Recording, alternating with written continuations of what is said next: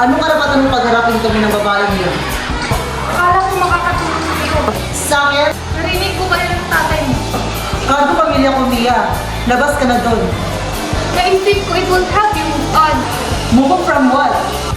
from everything that's keeping you from moving on. Bakit? Alam mo ba? Alam mo ba yung pinagdaanan ko? Hindi. So stop acting like you know my thing.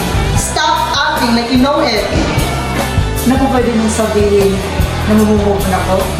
Na kahit sino na kasama ko, hindi pinapagkailangan ng mga decision ko. Hindi ako sweet. So stop comparing me to her. Tama, hindi ka sweet. And you will never be sweet. Then instead, hindi na siya babalik. Pero hanggang ngayon, umarte ka pa rin na parang andito siya. Tama, nandito siya. Dahil nandito siya,